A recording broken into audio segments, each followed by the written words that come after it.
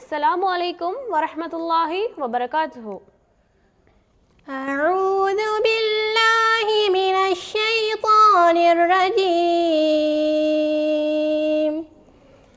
بسم الله الرحمن الرحيم.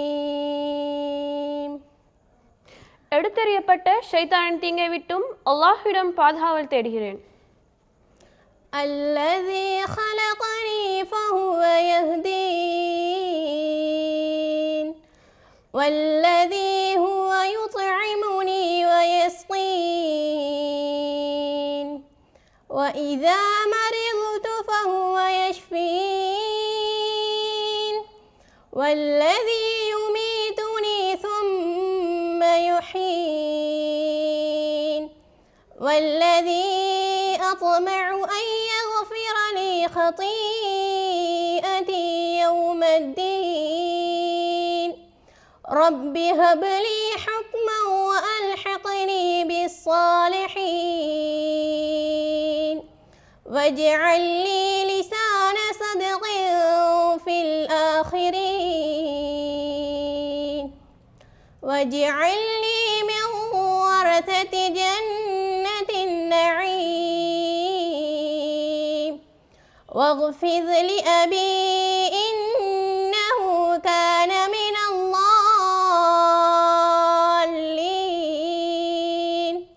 ولا تخزني يوم يبعثون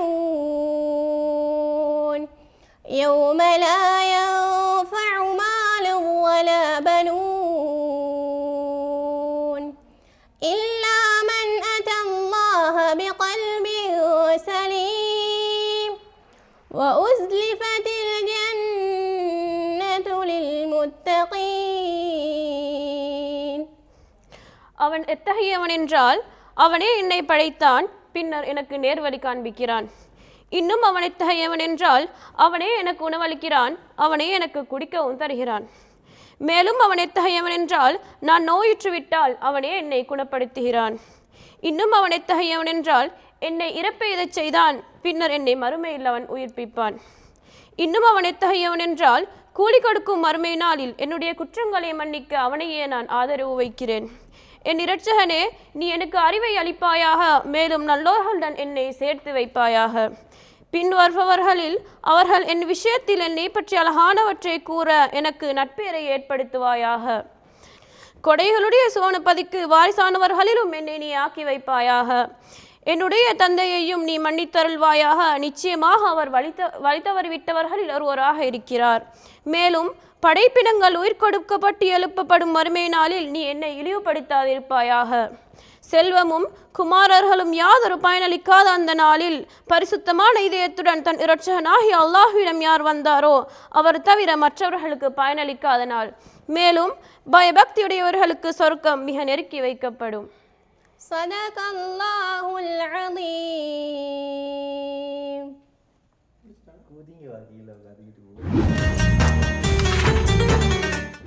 பிஸ்மில்லாஹிர் ரஹ்மானிர் ரஹீம். அல்ஹம்துலில்லாஹி ரப்பில் ஆலமீன். வஸ்ஸலாத்து வஸ்ஸலாமு அலா அஷ்ரஃபில் அன்பியாஇ வல் முர்சலீன் வ அலா ஆலிஹி வ ஸஹ்பிஹி அஜ்மஈன். வ பஅத்.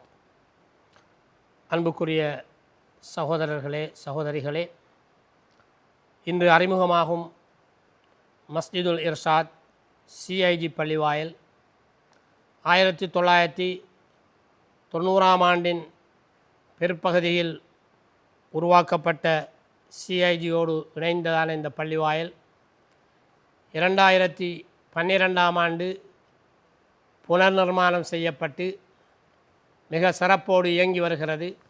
இந்த பள்ளிவாயலில் ஐங்கால தொழுகைகள் நடைபெறுவதோடு பாடசாலை செல்லுகின்ற மாணவர்களுக்கான காலை மாலை நேர அல் குர்ஆன் மனனப் பகுதியும் ஆண் பெண் இருசாராரும் இங்கே அல் குர்ஆனை மனனம் செய்வதற்கு வருகிறார்கள். அதே போன்றுதான் 1990 இறுதிப் பகுதியிலே ஆரம்பிக்கப்பட்ட இஸ்லாமிய முன்மாதிரி பாடசாலை, அதனுடைய கல்வி வகுப்புகளும் இதனுடைய 3வது தளத்திலே நடைபெற்று கொண்டிருக்கிறது. அதே போன்று இஸ்லாமிய முன்மாதிரியான ஒரு நூலகம் காலை 9 மணி முதல் இரவு 9 மணி வரை பயன்பாட்டிற்காக திறந்து பாடசாலை மாணவர்கள், ஏனைய சகோதரர்கள், சகோதரிகள் என்று இங்கே பயன்பெற்று கொண்டிருக்கின்றார்கள். இந்த நூலகமும் பள்ளிவாயலோடு இணைந்ததாகவே இருக்கிறது. இங்கே சுமார் 25,000 நூட்கள், பல்வேறு மொழிகளிலுமான நூட்கள் இங்கே வைப்பு செய்யப்பட்டிருக்கிறது. அதே போன்றுதான் இந்த பள்ளிவாயலோடு இணைந்த அமைப்பிலே சமூக பணிகளையும் மனிதாபிமான செயற்பாடுகளையும் இந்த நிலையம் செய்து வருகிறது. இஸ்லாமிய முன்மாதிரியான அறிவுத்துறன் மற்றும் முன்மாதிரி மிக்க நடுநிலை சமூகம் ஒன்றினை இலங்கையில் தோற்றுவிப்பதற்கான அடிப்படையை நோக்காக கொண்டு இந்த செயற்பாடுகளை நாம் செய்து வருகிறோம். இந்த பள்ளிவாயலுக்கு தினமும் தொழுகைக்காக பல பகுதிகளைச் சேர்ந்த மக்களும் வருவார்கள். பொதுவான ஒரு பள்ளிவாயலாகவே நாங்கள் இதனை அறிமுகம் செய்திருக்கிறோம். இங்கு பாடசாலை மாணவர்கள் தங்களுடைய அறிவு தேவைகளை முன்னிறுத்தி வருகின்ற போதெல்லாம் இங்கேதான் அவர்களுடைய தொழுகை கடமைகளை நிறைவு செய்வார்கள். நல்ல பண்பாடு மிக்க ஒரு சிறந்த சமூகத்தின் உருவாக்கத்திற்கு இந்த பள்ளிவாயல் ஒரு அடிப்படையாக இருந்து கொண்டிருக்கிறது. இஸ்லாமிய வரலாற்றிலே பள்ளிவாயல்களே சமூகத்தின் அடிப்படை தளமாக செயல்பட்டது போன்று மீண்டும் ஒரு சமுதாயத்தை உருவாக்குவதற்கான வகையிலேயே நாம் இவற்றையெல்லாம் நிர்வகித்து கொண்டிருக்கிறோம். எனவே அல்லாஹ்வினுடைய உதவியினால் இந்த பள்ளிவாயலோடு இணைந்ததாக இஸ்லாமிய வழிகாட்டல் நிலையம் CIG, அத்தோடு மொழிக்கான ஆய்வுகூடம், கணனி ஆய்வுகூடம், இவ்வாறான விவகாரங்களும் இங்கே நடைபெற்று கொண்டிருக்கிறது. இவைகளிலே பலன் பெறுபவர்கள், பயனடைபவர்கள் அதிகமான மாணவ மாணவிகள் இருந்து கொண்டிருக்கின்றார்கள். எனவே இந்த பணிகளை தொடர்ந்தும் நாங்கள் நல்ல முறையிலே செய்து வருவதற்கு இறைவன் அல்லாஹு தஆலா நமக்கு அவனுடைய பேரருளை சொரிந்தருள வேண்டும் என்ற நல்ல பிரார்த்தனையோடு விடைபெறுகிறேன். அஸ்ஸலாமு அலைக்கும் வரஹ்மத்துல்லாஹி வபரகாத்து. இருள் நீக்கி அருள் பரப்பி மறுமை வாழ்வுக்கு வழியமைக்கும் அருமைகளும் பொறுமைகளும் நிறைந்த புனித ரமலான் மாதத்தில் வசந்தம் டிவி பெருமையோடு வழங்கும் ரமலான் வசந்தம் இஃப்தார் விசேட முஸ்லிம் நிகழ்ச்சியில் மீண்டும் உங்களை சந்திப்பதில் மிக்க மகிழ்ச்சி அடைகின்றோம். சந்தர்ப்பம் தந்த அல்லாஹ்வுக்கே எல்லா புகழும் அல்ஹம்துலில்லாஹ். நிகழ்ச்சியை பார்த்து கொண்டிருக்கின்ற வசந்தத்தின் சொந்தங்கள் அனைவருக்கும் இஸ்லாத்தின் இனிய காணிக்கை உரித்தாகட்டும். அன்பு சலாம். அஸ்ஸலாமு அலைக்கும் வரஹ்மத்துல்லாஹி வபரகாத்துஹு. உண்மையில் அன்பு ரசிகர்களே, நாம் இம்முறை எமது ரமலான் வசந்தம் இஃப்தார் விசேட முஸ்லிம் நிகழ்ச்சியை ஒவ்வொரு நாளும் ஒவ்வொரு பள்ளிவாசலில் இருந்து உங்களுக்காக வழங்கி கொண்டிருக்கின்றோம். இன்றும் கூட மிக முக்கியமான ஒரு தளத்திலே இருந்துதான் நாம் உங்களை சந்திக்கின்றோம். இலங்கையை பொறுத்தவரைக்கும் இலங்கை முஸ்லீம்களினுடைய அடையாள ஊராக இந்த ஊரை பலரும் சொல்கின்றார்கள். தென் ஆசியாவிலேயே அதிக நெரிசல் மிக்க நகரமாக இந்த ஊர் காணப்படுகிறது. குறிப்பிட்ட ஒரு சிறிய பகுதிக்குள் பல்லாயிரக்கணக்கான மக்கள் இங்கே வாழ்ந்து கொண்டிருக்கின்றார்கள். வளமை போன்று நான் சொல்வது வழக்கம் உங்களுக்கு தெரியும். சிறு மக்கம் என்று சொல்லப்படுகின்ற காத்தான்குடியிலிருந்து தான் நாம் உங்களை சந்திக்கின்றோம். காத்தான்குடியிலே அமைந்திருக்கின்ற ஒரு நவீன பள்ளிவாசல் என்று கூட இதை சொல்லலாம். CIG பள்ளிவாசலிலிருந்து தான் இன்றைய நிகழ்ச்சி உங்களை சந்திக்கிறது. நான் ஏன் நவீன பள்ளிவாசல் என்று சொன்னேன் என்றால், குறிப்பாக நாங்கள் இதற்கு முன்னும் பல நிகழ்ச்சிகளில் கலந்துரையாடி இருக்கின்றோம் இந்த பள்ளிவாசல்கள் தொடர்பாக. அப்போது ஆலிம்கள் சொல்கின்ற ஒரு விடயம்தான், நபிகள் நாயகம் ஸல்லல்லாஹு அலைஹி வஸல்லம் அவர்கள் காலத்தில் கூட பள்ளிவாசல்கள் வெறுமனே தொழுகைக்கான ஒரு இடமாக மாத்திரம் இருக்கவில்லை, அது ஒரு சமூக மத்திய நிலையமாக இருந்தது என்று சொல்வார்கள். குறிப்பாக சிறைக்கூடமாக இருந்தது என்று உதாரணமும் சொல்வார்கள். இந்த இப்படி கதைக்கப்படுகின்ற விடயங்கள் இந்த CIG பள்ளிவாசலை பொறுத்த வரைக்கும் பிரயோக ரீதியாக இங்கே பிராக்டிக்கலாக இவர்கள் அதை செய்து கொண்டிருக்கின்றார்கள். உண்மையிலே நான் இருக்கின்ற இந்த இடம் கூட பள்ளிவாசல் ஒன்றிலே இருக்கின்ற நூலகம். ஒரு புதினமாக கூட இருக்கலாம் சில வேளைகளில் ரசிகர்களுக்கு பள்ளிவாசல்களில் நூலகமா என்று சொல்லி. உண்மையில் மிக பிரம்மாண்டமான ஒரு நூலகத்தை இந்த கொண்டிருக்கின்ற இந்த பள்ளிவாசல் CIG பள்ளிவாசலினுடைய நூலகத்திலிருந்து தான் நான் உங்களை சந்திக்கின்றேன். இன்றைய கலந்துரையாடலுக்காக இங்கே வருகை தந்திருக்கின்றார், இங்கே பொறுப்பாக இருந்து கொண்டிருக்கின்ற சட்ட முதுமானி ஷேக் BMM ஃபெரோஸ் நலீமி அவர்கள். அஸ்ஸலாமு அலைக்கும் ஷேக் அவர்களே. வலைக்கும் அஸ்ஸலாம் வரஹ்மத்துல்லாஹி வபரகாத்துஹு. உண்மையில் ஷேக் அவர்களே, அதாவது இன்றைய நிகழ்ச்சியினுடைய கருப்பொருளுக்குள் நுழைவதற்கு முன்னர் உங்களிடம் கேட்க வேண்டிய ஒரு முக்கியமான வினா இருக்கிறது. நாங்கள் பள்ளிவாசல்களிலும் சரி, அல்லது நாங்கள் இந்த நிகழ்ச்சியினூடாக சந்தித்த ஆலிம்களோடும் சரி, பள்ளிவாசலினுடைய நோக்கம் தொடர்பாக கதைக்கின்ற பொழுது அவர்கள் பல முன்னுதாரணங்களோடு பல விடயங்களை சொல்வார்கள். குறிப்பாக பள்ளிவாசல் ஒரு கல்விக்கூடமாக பயன்படுத்தப்பட்டது, பள்ளிவாசல் ஒரு வைத்தியசாலையாக இருந்தது, பள்ளிவாசல் சிறைக்கூடமாக கூட இருந்தது என்று பள்ளிவாசலினுடைய அந்த பல்நோக்கு விடயங்கள் தொடர்பிலே தெளிவான கருத்துக்களை முன்வைத்திருந்தார்கள். இன்னும் பேசிக்கொண்டிருக்கின்றார்கள். நான் இந்த பள்ளிவாசலுக்கு பார்த்தபோது முக்கியமான ஒரு விடயம் என்னவென்று சொன்னால், அந்த சொல்லப்பட்ட விடயங்கள் இங்கே பிரயோக ரீதியாக இடம்பெற்று கொண்டிருக்கின்றன. அதை பார்க்கக்கூடியதாக இருக்கிறது. உண்மையில் பள்ளிவாசலில் இவ்வளவு பெரிய ஒரு பிரம்மாண்டமான ஒரு நூலகமாக என்றால் பார்த்தவுடன் ஒரு அதிசயம் ஏற்பட்டது. நாங்கள் பேசியிருக்கிறோம் பள்ளிவாசல் ஒரு கல்விக்கூடமாக இருக்க வேண்டும் என்று சொல்லி. ஆனால் இவ்வளவு நூலகத்தோடு ஒரு பள்ளிவாசல் இங்கே இயங்கிக் கொண்டிருக்கிறது. உண்மையில் இந்த கன்செப்ட் எப்படி ஆரம்பிக்கப்பட்டது, இதை நீங்கள் எப்படி செய்து கொண்டிருக்கின்றீர்கள் போன்ற தகவல்களை முதலில் வழங்கிவிட்டு சென்றால் சிறப்பாக இருக்கும். உண்மையிலேயே நல்லதொரு கேள்வியை கேட்டீர்கள். உண்மையிலே இந்த கேள்வி உங்களோடு மாத்திரமல்ல, வசந்தம் நேர்களோடும் அதனை பகிர்ந்து கொள்வதில் சந்தோஷம் அடைகின்றேன். இஸ்லாம் நடைமுறைக்கு ஏற்ற மார்க்கம். அது உலகத்திலே மனிதர்கள் எல்லோருக்கும், முஸ்லிம்களுக்கு மாத்திரமல்ல, மனிதர்கள் எல்லோருக்கும் நலவினை பெற்றுக் கொடுக்கின்ற ஒரு மார்க்கம்.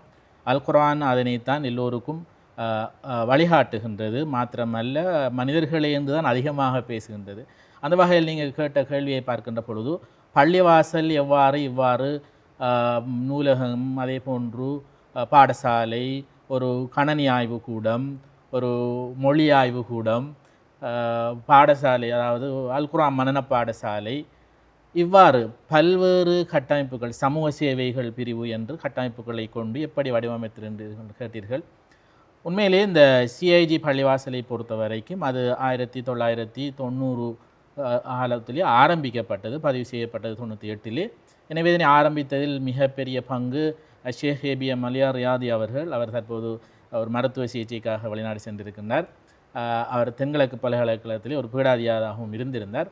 அவருடைய பல்கலைக்கழகம் முடிந்ததன் பிற்பாடு இந்த பிரதேசத்திலே, காத்தாங்குடி பிரதேசத்திலே இருந்த இன்னும் பல உலமாக்களோடு சேர்ந்து இவ்வாறான ஒரு நிறுவனம் உருவாக்கப்பட வேண்டும். இவ்வாறான ஒரு பள்ளிவாசல், அதாவது பள்ளிவாசல் என்பது ஒரு சமூக கட்டமைப்பின் ஒரு மத்தியஸ்த நிலையமாக, சமூக மத்தியஸ்த நிலையமாக இருக்க வேண்டும் என்கின்ற ஒரு சிந்தனையோடு தான் ஆரம்பிக்கப்பட்டது.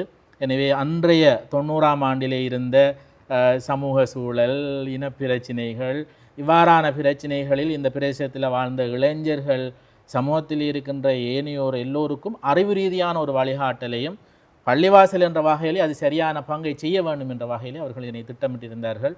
மாஷா அல்லாஹ், அல்லாஹ்வுடைய உதவியினால் அது சுமார் 36 வருடங்களை தாண்டி பல்வேறு பகுதிகளாக அது அல்லாஹ்வுடைய உதவியோடு அது முன்னேறி கொண்டிருக்கின்றது. எதிர்கால இலக்காக அது ஒரு பல்கலைக்கழகமாக மாற வேண்டும் என்பதுதான் அவருடைய இலக்கு. நான் நினைக்கின்றேன் உங்களுடைய கேள்விக்கான பதில் இதில் கிடைத்திருக்கும் என்று. நிச்சயமாக ஷேக் அவர்களே, குறிப்பாக ஏன் அந்த கேள்வியை நான் கேட்டேன் என்று சொன்னால், இப்படியான திட்டங்களை வகுக்க வேண்டும் என்று இன்னும் பல ஊர்களிலும் முயற்சிகளை மேற்கொள்ளலாம். முன்னுதாரணமாக ஒரு ஊர் இருக்கின்ற பொழுது உங்களிடம் அவர்கள் உதவிகளை பெற்றுக்கொள்ளலாம், உங்களுடைய ஆலோசனையை பெற்றுக்கொள்ளலாம். அதற்காகத்தான் அந்த கேள்வியை கேட்டேன். ரசிகர்கள் கூட, அதாவது பார்த்து கொண்டிருக்கின்றவர்கள் கூட, பள்ளிவாசல் நிர்வாகிகள் கூட இப்படியான திட்டங்களை நீங்கள் ஆரம்பிக்க வேண்டுமாக இருந்தால் இந்த பள்ளிவாசலோடு தொடர்பு கொண்டால் நிச்சயமாக நிறைய ஆலோசனையை பெற்றுக்கொள்ளலாம். நிச்சயமாக. இந்த வேளையில் அதாவது ஷேக் அவர்களே, புனித ரமலான் மாதத்தை பொறுத்த வரைக்கும் நாங்கள் அதிகளவாக நன்மை செய்கின்ற ஒரு மாதம். தொழுகைகளிலும் அதே போன்று குர்ஆன் ஓதல்களிலும் ஈடுபட்டு கொண்டிருக்கின்றோம். புனித அல் குர்ஆன் கூட இறங்கப்பட்ட ஒரு மாதம். அல் குர்ஆனை பொறுத்த வரைக்கும் அதனுடைய ஒவ்வொரு சொற்களுக்கும் நிறைய விளக்கங்கள் இருக்கிறது. பல ஆலிம்கள் அந்த தப்சீர் விளக்கங்களை நோன்பு காலத்திலே நிறைய வழங்குவார்கள். நான் இன்று கொஞ்சம் வித்தியாசமான ஒரு தலைப்பிலே உங்களோடு கலந்துரையாடலாம் என்று ஆசைப்படுகின்றேன். வளமையாக பேசப்படுகின்ற தலைப்புகளிலிருந்து கொஞ்சம் மாற்றமான ஒரு தலைப்பு, கொஞ்சம் ஒரு மயக்கமான தலைப்பு என்று சொல்லலாம். ஆனால் உங்களுடைய பதில் அந்த மயக்கமான வினாக்களுக்கு ஒரு தெளிவை தரும் என்ற நம்பிக்கையோடு நிகழ்ச்சியை உள்ளே செல்லலாம் என்று ஆசைப்படுகின்றேன். அல்லாஹ் சுப்ஹானஹு வ தஆலா குர்ஆனிலே கூறுகின்ற ஒரு வசனம், அதாவது அதன் தமிழ் மொழிபெயர்ப்பை நான் சொல்கின்றேன். அதாவது முஹ்மீன்களுடன் வியாபாரம் செய்து கொண்டதாக குறிப்பிடுகின்றான் அல்லாஹ். வியாபாரம் என்றால் நாங்கள் பார்த்திருக்கின்றோம் கடை போட்டு பிஸ்னஸ் பண்ணுறது. அல்லாஹ் முஹ்மீன்களோடு வியாபாரம் செய்கின்றேன் என்று குறிப்பிட்டதனுடைய விளக்கம் என்ன? உண்மையிலே நல்லதொரு கேள்வி. நாங்கள் ரமலானுடைய சிறப்புகள் பற்றி பெருவாரியாக எல்லோரும் பேசுகின்றோம். ஆனால் நீங்கள் உண்மையிலே வசந்தத்தை பொறுத்த வரைக்கும் ஒரு வித்தியாசமான ஒரு தெளிவை வழங்க வேண்டும் என்ற வகையிலே நீங்கள் கேட்டிருக்கின்றீர்கள். நீங்கள் கேட்ட விடயம், அதாவது அல்லாஹு தாலா மூமின்களோடு வியாபாரம் செய்திருக்கின்றான் என்கின்ற அந்த வசனம், அது வருகின்றது சூரத்து தௌபாவிலே, அதாவது 9வது அத்தியாயம் 111வது வசனம், தௌபாவிலே வருகின்ற வசனம். அந்த வசனம் எவ்வாறு வருகின்றது என்று சொன்னால், இன்னல்லாஹ இஷ்தரா மினல் மூமினீன அன்ஃபுஸஹும் வ அம்வாலஹும் பிஅன்னலஹும் ஜன்னா என்று சொல்லுகின்றார். அதாவது அல்லாஹ் தாலா சொல்லுகின்றான், மூமின்களிடமிருந்து அவர்களுடைய அன்ஃபுஸஹும் என்று சொல்லுகின்ற பொழுது அது உயிரென்றும் சொல்லுவார்கள். அது இன்னொரு எங்களுடைய செல்ஃப் என்று சொல்லுகின்ற வகையிலும் கூட அது அடங்கும். எனவே அதனையும் வம்பாலகும் அவருடைய சொத்துக்களையும் வாங்கி கொள்கின்றான். அதற்கு பகரமாக அதுக்கான ஒரு இந்த கன்சிடரேஷன் என்று சொல்லுவோம் நாங்கள் சட்டத்திலே. எனவே அவருடைய கிரயமாக அவன் சுவர்க்கத்தை கொடுக்கின்றான் அந்த வசனம் சொல்லுகின்றது. எனவே அந்த வசனத்திலே இறுதியாக வருகின்ற விடயம் என்னென்றால், அல்லாஹ்வோடு செய்கின்ற இந்த வியாபாரத்தை பற்றி நீங்கள் பேசுகின்ற பொழுது ஃபஸ்தபிஷிரு பிபாயக்கும் அல்லதி பாயா தும்பிஹி வதாலிக ஹுவல் ஃபௌசுல் அலீம் என்று அல்லாஹ் தாலா சொல்லுகின்றான். அதாவது நீங்கள் இந்த அல்லாஹ்வோடு செய்து கொண்ட இந்த வியாபாரம் இருக்குது, இந்த பிஸ்னஸ் இருக்குது, இது பற்றி நீங்கள் சந்தோஷம் அடையுங்கள், மகிழ்ச்சி அடையுங்கள். ஏனென்றால் வதாலிக ஹுவல் ஃபௌசுல் அலீம் என்று சொல்லுகின்றான். அதுவே ஒரு மகத்தான ஒரு வெற்றி என்று சொல்லுகின்றான். இந்த வியாபாரத்தை பொறுத்த வரைக்கும், அந்த வசனத்தை பொறுத்த வரைக்கும் அல்லாஹு தாலா இதில் நாங்கள் பார்க்கணும். நீங்கள் கேட்டது போன்று வியாபாரம் என்று சொல்லுகின்ற பொழுது அங்கே ஒரு வியாபாரி இருப்பார், ஒரு பயர், அதாவது ஒரு வாங்குபவர் இருப்பார், கொள்வனவு செய்பவர் இருப்பார். அங்கே விற்கப்படும் பொருட்கள் இருக்க வேண்டும். அதற்கான பணம் அல்லது பெறுமதி, பணம் என்று சொல்வதை விடவும் பெறுமதி வழங்கப்பட வேண்டும். அந்த பொருளை டெலிவரி பண்ண வேண்டும், ஒப்படைக்க வேண்டும். எனவே இந்த மிக முக்கியமான ஒரு வியாபாரத்தில் இருக்கின்ற விடயங்கள் அதிலே இருக்கின்றது.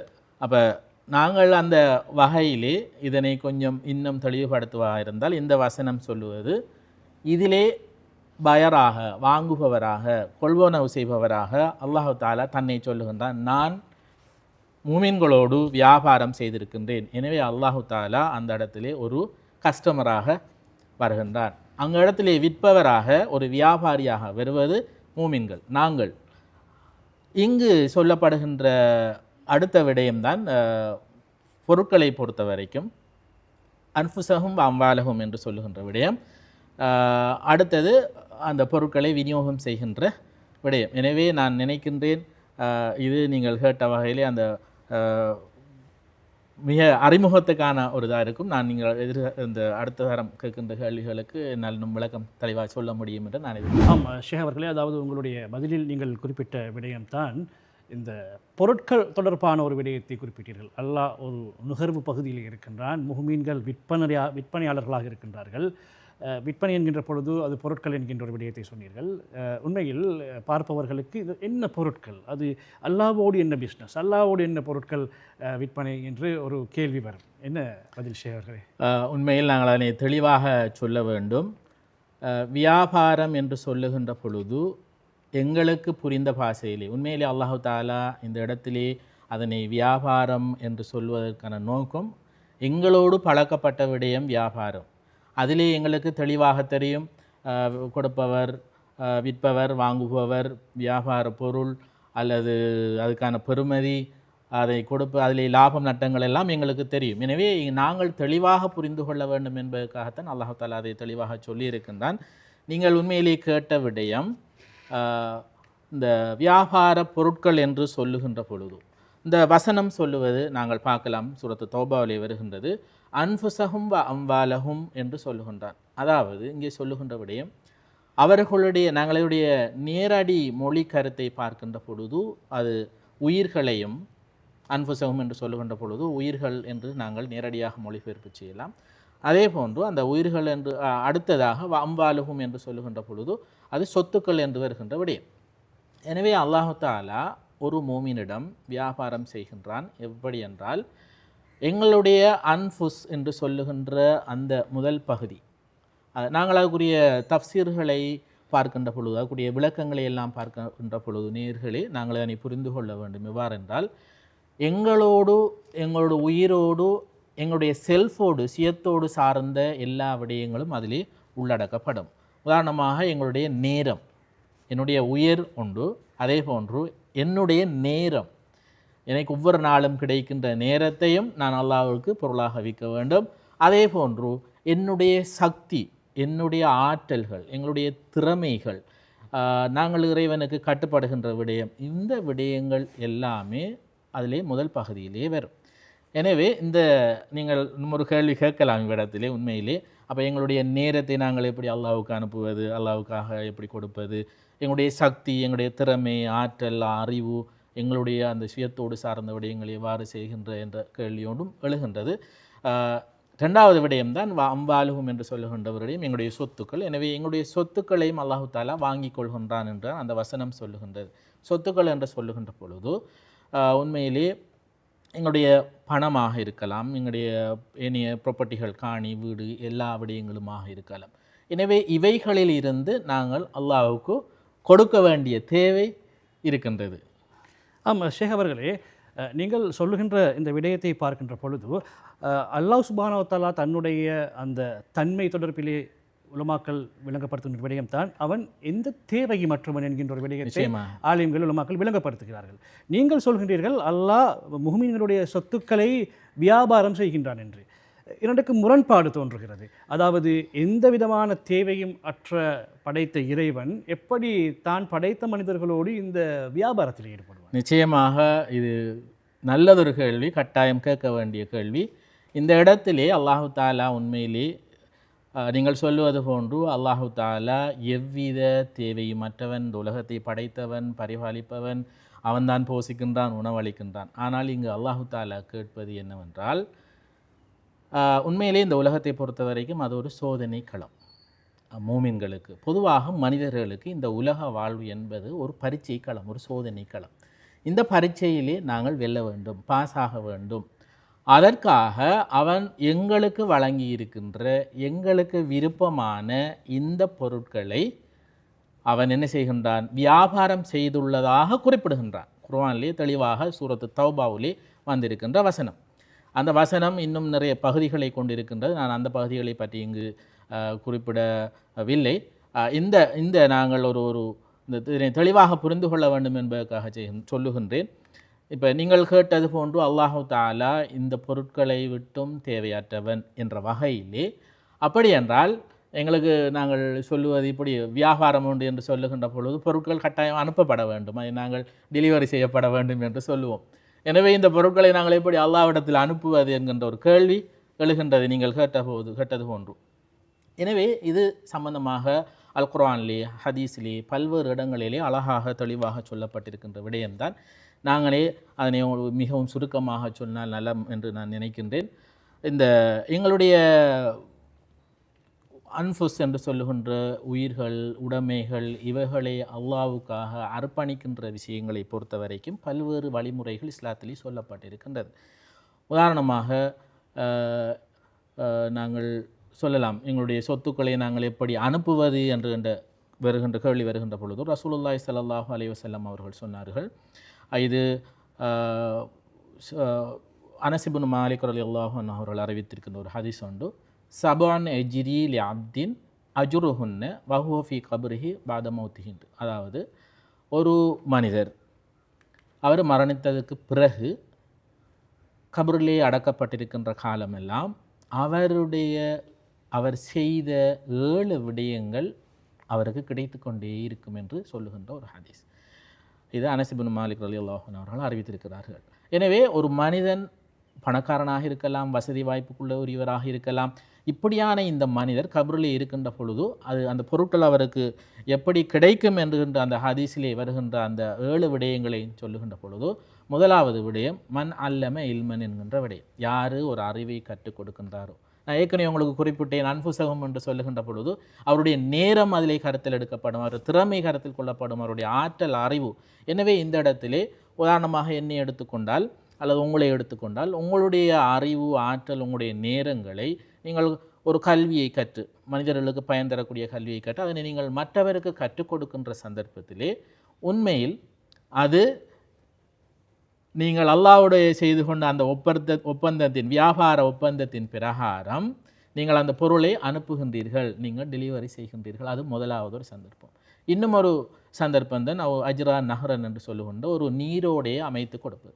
உதாரணமாக ஒரு ஒரு ஒரு விவசாயி எடுத்துக்கொள்ளலாம் அல்லது அதோடு சம்பந்தப்பட்டவர்களாக இருந்து கொள்ளலாம். இப்போ அவர்கள் ஒரு பிரதேசத்திலே ஒரு நீரோடையை அமைத்து கொடுப்பதனூடாக அந்த பிரதேசத்தில் இருக்கின்ற மக்கள் விவசாயம் செய்து அல்லது அதனை பயனடைந்து விலங்குகள் தாவரங்கள் எல்லோரும் அதனை பயன்படுத்துகின்ற பொழுதோ அல்லது அதனூடாக உணவுகள் உற்பத்தி செய்யப்படுகின்ற பொழுதோ பயனடைகின்ற எல்லாருக்கும் நன்மை கிடைக்கும். அப்போ அதுவும் எங்களுடைய அந்த பொருட்களை அனுப்புவது போன்று. அதே போன்று தான் குடிநீர் வசதிகளை பெற்றுக் கொடுப்பது, மர நடுகைகளை செய்வது, வழிவாசல்களை கட்டுவதாக இருக்கலாம், அல்லது குர்ஆன் போன்ற அறிவுகளை வழங்கக்கூடிய புத்தகங்களை அச்சிட்டு வெளியிடுவது, இலவசமாக கொடுப்பது, அதுக்கான ஏற்பாடுகளை செய்து கொடுப்பது, அதுக்கான நிதிகளை கொடுப்பது. அது மாத்திரமல்ல, ஒருவர் தன்னுடைய குழந்தையை ஒரு நல்லதொரு சாலிகான குழந்தையாக வளர்த்தெடுத்து அவர் அந்த பெற்றோருக்கு துவா செய்கின்ற காலமெல்லாம் அந்த நன்மைகள் கிடைக்கின்ற ஒரு வழியை இது சொல்லுகின்ற. இது ஹதீஸிலே வருகின்ற. நான் சுருக்கமாக சொல்லுகின்றேன். அல்லாஹ் எங்களோடு செய்து கொண்ட இந்த வியாபார ஒப்பந்தத்திலே நாங்கள் அந்த நல்ல எங்களுடைய அந்த பொருட்களை வியாபாரம் செய்திருக்கின்றான்.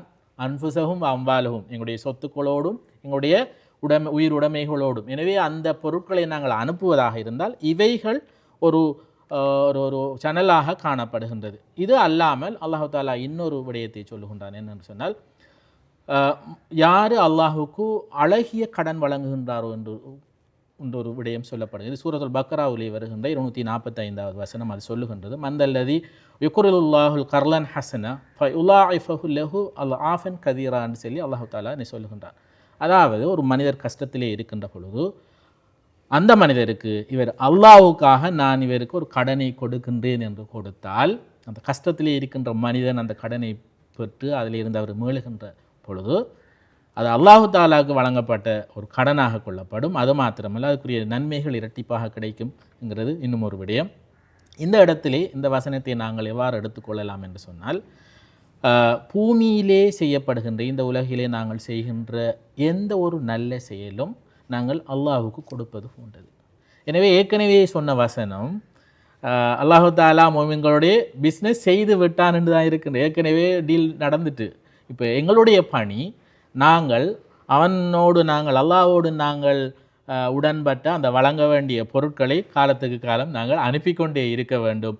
அந்த அனுப்புகின்ற வழிகளில் ஒன்றுதான் இந்த நல்லமல்களை செய்வது அல்லது ஏழை எளியவர்களுக்கு வழங்குவது, அதே போன்று அறிவு ரீதியான பங்களிப்பை செய்வது, சமூக நிறுவனங்கள் அவர்களுடைய விடயங்களை சரியான முறையில் செய்வது, வியாபாரங்கள் செய்கின்ற பொழுது அதிலே நீதமாக நியாயமாக நடந்து கொள்வது, இப்படியான எல்லா விடயங்களும் அந்த விடயத்திலே உண்மையிலே உள்ளடக்கப்படும்.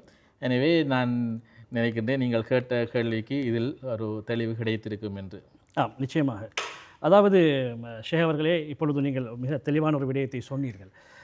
வியாபாரம் என்று வருகின்ற பொழுது ஷேக் அவர்களே, அதில் லாபமும் இருக்கும் நட்டமும் இருக்கும். இப்போ நீங்கள் சொன்ன விடயங்களில் எங்களுடைய நேரம் எங்களுடைய சொத்துக்களை நாங்கள் அல்லாஹுக்காக கொடுக்கின்ற பொழுது அந்த வியாபாரம் லாபமாக அமைகிறது. இந்த அல்லாஹ்வுடனான இந்த வியாபாரத்திலே நட்டமடைகின்றவர்கள் யார்? அது எப்படி அந்த நட்டம் ஏற்படுகிறது? உண்மையிலே நல்ல ஒரு கேள்வி. வியாபாரம் என்று சொல்லுகின்ற பொழுது லாப நட்டங்கள் அங்கே கட்டாயம் இருக்கின்றது. ஆனால் அல்லாஹு தாலாவே தெளிவாக சொல்லுகின்றான், அந்த வசனத்திலே இறுதியிலே சொல்லுகின்றான் என்று நான் உங்களுக்கு ஆரம்பத்திலே சொன்னேன். அல்லாஹ்வுடன் செய்யப்படுகின்ற இந்த வியாபாரத்தை பொறுத்த வரைக்கும் அது நட்டமான வியாபாரம் இல்லை என்று அவன் தெளிவாக சொல்லிவிட்டான். அதைத்தான் சொல்லுகின்றான், ஃபஸ்ட் தபிஷிரு பி பாயக்கும் உள்ளதி பாயாத்தும் பிஹி. நீங்கள் அல்லாஹ்வோடு செய்து கொண்ட இந்த வியாபார ஒப்பந்தம் இருக்கின்றதே, இது சம்பந்தமாக நீங்கள் மகிழ்ச்சி அடையுங்கள், சந்தோஷம் அடையுங்கள், நற்செய்தியாக கொள்ளுங்கள். வதாலிக ஹுவல் ஃபௌசுல் அலீம். அதுதான் உண்மையிலேயே உங்களுக்கு ஒரு மகத்தான ஒரு பெரியதொரு வெற்றி என்று சொல்லுகின்றான். எனவே அல்லாஹு தாலா இந்த சொல்லுகின்ற இந்த வியாபாரம் நட்டம் இல்லாதது என்று சொல்லுகின்ற பொழுது அது இன்னும் கொஞ்சம் நாங்கள் தெளிவுபடுத்தினால் மிக பொருத்தமாக இருக்கும் என்று நான் நினைக்கின்றேன். அது நாங்கள் இந்த ரமலான் காலத்திலே செய்கின்ற ஒரு ஆலோசனையாக கூட இருக்கலாம். அஹ், அஹ், உதாரணமாக இந்த ரமலானை பொறுத்த வரைக்கும் ரமலான் அல் குர்ஆனுடைய மாதம். இதிலே தான் அல் குர்ஆன் இறக்கப்பட்டது. அது மாத்திரமல்ல, இந்த ரமலான் மாஃபிரத்துடைய பாவ மன்னிப்புகளை பெறக்கூடிய மாதம், சதக்காவினுடைய மாதம், சக்காத்து கொடுப்பு, சக்காத்துல் ஃபித்ர் போன்ற இபாதத்துக்கள் நிறைந்த மாதம்.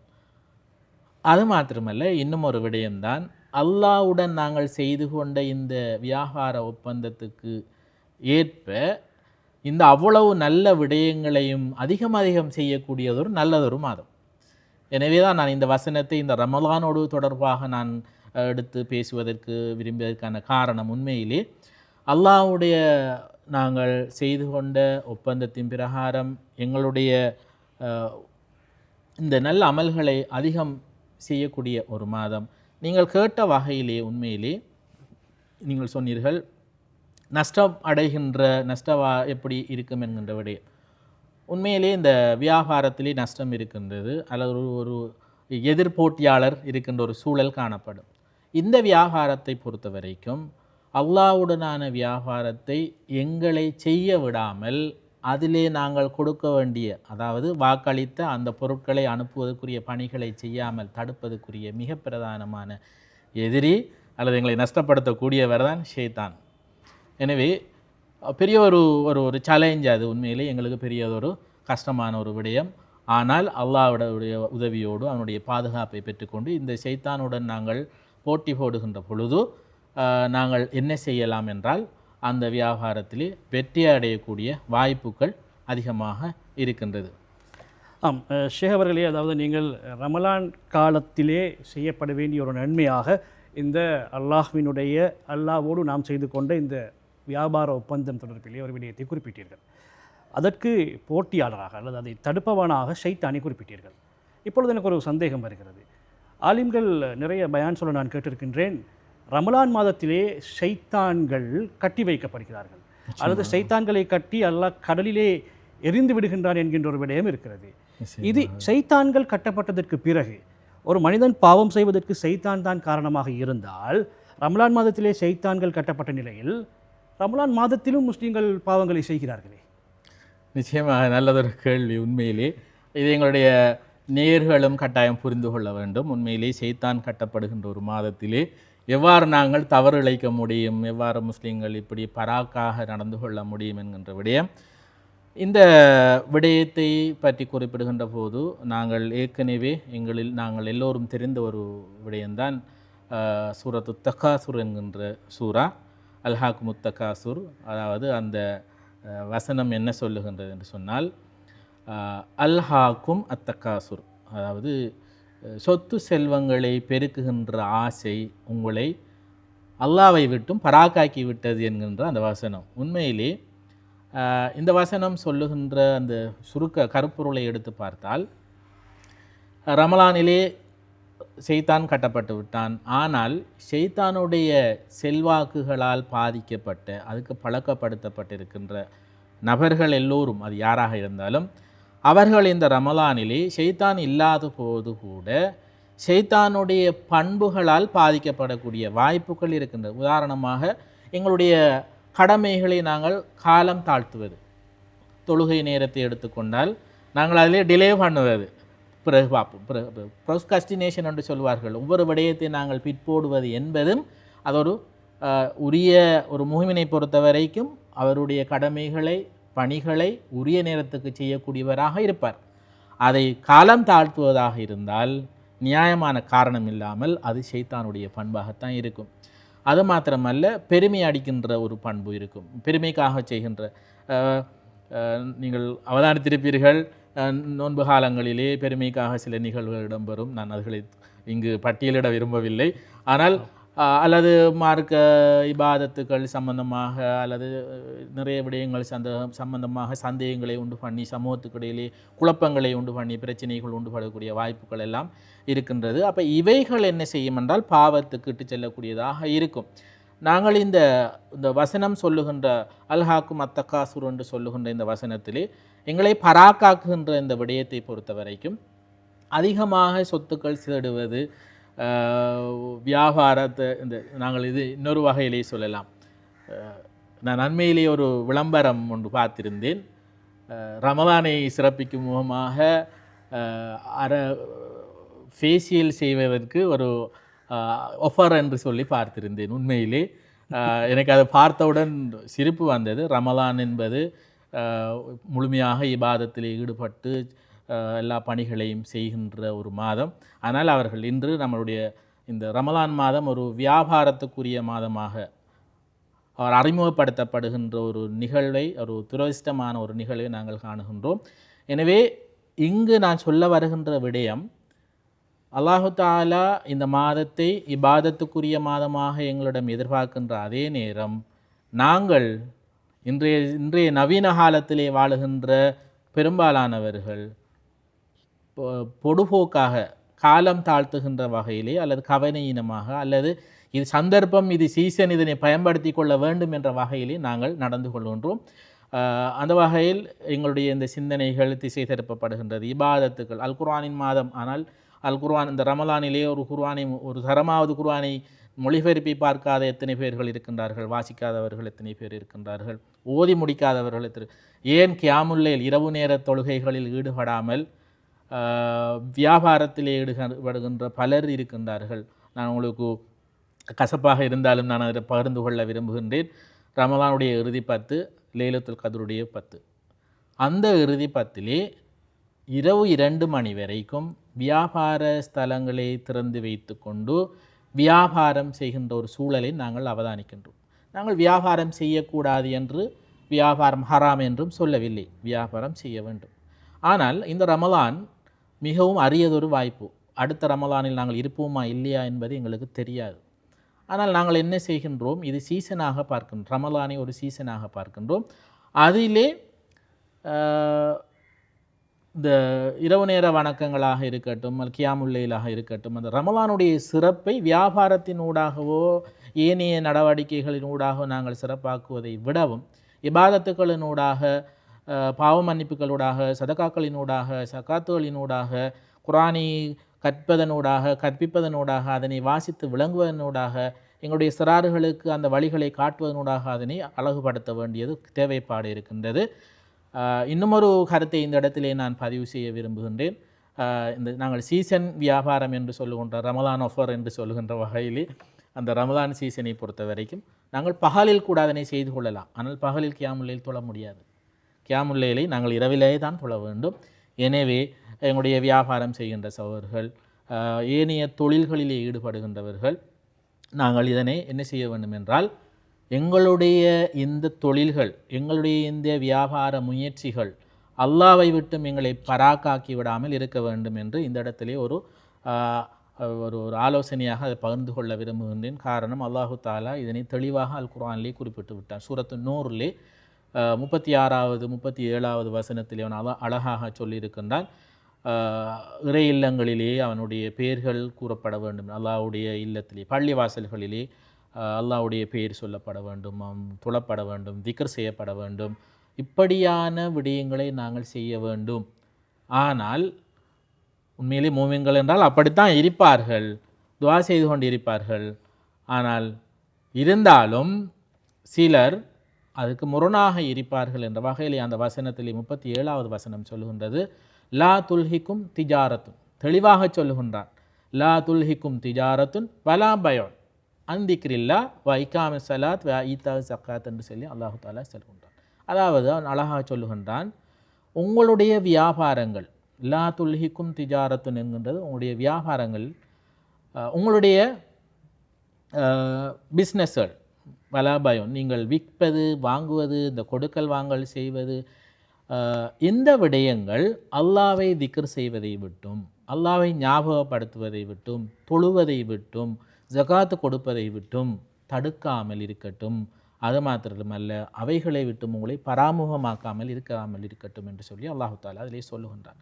மதிப்புக்குரிய நேயர்களே, சகோதரர்களே, நாங்கள் புரிந்து கொள்ள வேண்டும், அல்லாஹு தாலா எங்களோடு ஏற்கனவே ஒரு ஒப்பந்தம், வியாபார ஒப்பந்தம் செய்திருக்கின்றான். அதுக்கான பொருட்களை வழங்குவதற்கான ஒரு கால பகுதியாகத்தான் இந்த உலகிலே எங்களுக்கு தரப்பட்டிருக்கின்ற காலம்.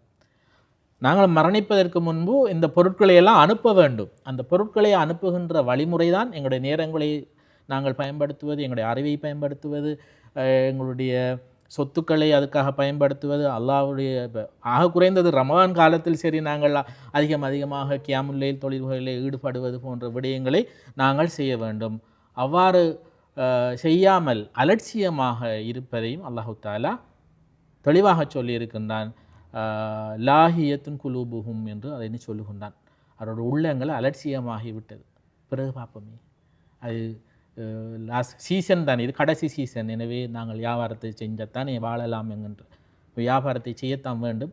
அல்லாஹ்வுடனான உண்மையிலே இது பகலிலே நாங்கள் எங்களுடைய வியாபாரத்தை பார்க்க வேண்டும், இரவிலே இறைவனுடனான வியாபாரத்துக்கான நாங்கள் பொருட்களை அனுப்புகின்ற அந்த பணியிலே இப்படி ஈடுபடுகின்ற பொழுது நாங்கள் உண்மையில் இரண்டு வியாபாரத்திலும் இரு உலகிலும் வெற்றி பெறக்கூடிய ஒரு வாய்ப்பு எங்களுக்கு இருக்கும். அந்த வகையில் அல்லாஹு தாலா சூரத்துல் முனாஃபிக்கிலே சொல்லுகின்ற ஒரு வசனத்தை நான் ஒரு ஆலோசனையாக சொல்ல விரும்புகின்றேன்.